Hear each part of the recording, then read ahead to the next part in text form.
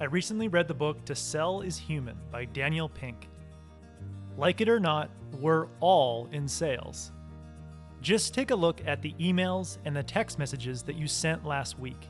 If you look closely enough, you'll realize that in many of your messages, you were convincing someone to take a specific action. You may have tried to get a friend to help you, a family member to agree with you, or a boss to listen to you. Sometime this week, you might try to get someone to share your Facebook post, help you clean the house, or help you complete a project at work. We human beings are social creatures who need to work together to achieve certain goals. Therefore, selling, the act of persuading someone to take a specific action, is a fundamental human skill. But that doesn't mean that we're naturally good at it. Unless you take the time to hone a few sales skills, you'll be met with wave after wave of rejection and frustration. So let me show you 2 proven sales skills from the book To Sell is Human that you can use when trying to complete a sale. The first skill is attunement. You can think of attunement as the adjustment of a radio dial in your mind. Just as a radio needs to be adjusted to be in tune with a specific radio station, you need to adjust your thinking to attune to the person that you're trying to persuade. In 2008, researchers at a top business school in France had 152 full-time MBA students negotiate over the sale of a gas station. The students were randomly put in either the seller or the buyer position. The negotiations were complex since the maximum amount the buyer was authorized to pay was lower than what the seller was willing to accept. One day before the negotiations, the buyers were told one of 3 things. One group of buyers were told to focus on how the seller was feeling. Another group of buyers were told to focus on what the seller was thinking. And the last group of buyers was simply told to focus on their role. After all the negotiations, the researchers gathered the results. They discovered that the students who reached the most agreements and had the highest satisfaction scores from the buyers were the students who took the time to adopt the buyer's perspective. In other words, the perspective takers were the most persuasive deal makers. However, researchers have also found that you are less likely to accurately understand what another person is thinking if you don't adjust the perceived power dial on your mental radio. To understand the importance of perceived power, consider the last time you tried to get a younger, less experienced person to do something for you, like a child or a subordinate at work.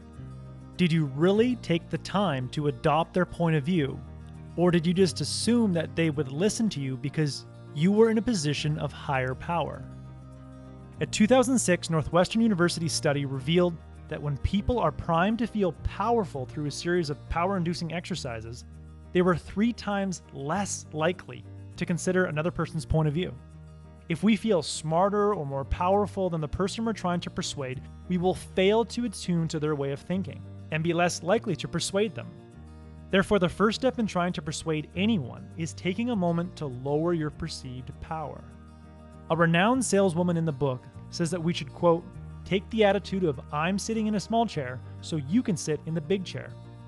One way that I've learned to do this is to silently recite a quote by the ancient Greek philosopher Socrates. Socrates once said, I am the wisest man alive, for I know one thing. I know nothing. If knowledge is power, and I assume for the moment that I know nothing, I can turn my perceived power dial way back. By operating from a position of lower power, I ask more questions, I listen more carefully, and I try to align my thinking more precisely.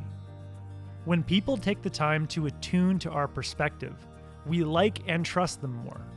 And when we like and trust a person, we're more receptive to what they're selling. Attuning to another person's perspective also allows you to understand what motivates that person to act, which leads nicely to the second skill of sales: clarity. Think of something that you should do, but you're not ready to do it right now. Consider a mess in your house that you could clean up, but you're not up for it at the moment. Now answer this question.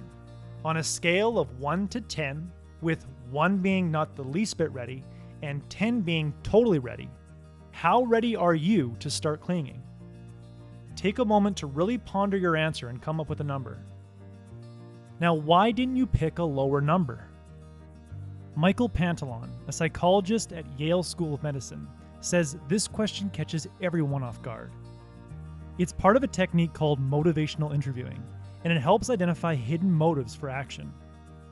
If you picked a readiness of 3 instead of 2, you may have found yourself justifying why part of you is ready to act. This self-interrogation reveals hidden inner motives. Your primary goal as a salesperson is to find and clarify these inner motives. Author Daniel Pink says the best way to clarify a desire to act is to make a comparison. Pretend for a moment that you wake up every day having to worry about money. Now compare that feeling to winning the lottery and never having to worry about money again. Or consider a field that you're competitive in, either a sport, a school program, or a business industry. Now compare where you are with where your nearest competitor is. Did these comparisons spark a desire to maybe get a lottery ticket or to do something to one-up your competitor? This is the emotion you want to trigger at the beginning of every sale. Don't jump straight into your sale. Instead, start by making a comparison. Compare their current experience with what they could experience.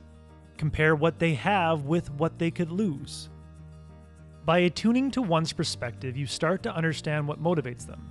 And by asking questions and providing comparisons, you clarify those motives and raise one's willingness to act from a 2 to a 10. And when someone is ready to act, they'll be more receptive to what you're selling. That was the core message that I gathered from To Sell is Human. It's a refreshing book on the topic of sales. I highly recommend it. If you would like a one-page PDF summary of insights that I gathered from this book, just click the link below and I'd be happy to email it to you. If you already subscribe to the free Productivity Game email newsletter, this PDF is sitting in your inbox. Thanks for watching and have yourself a productive week. Oh, and if you like this video, please let me know by hitting the like button below.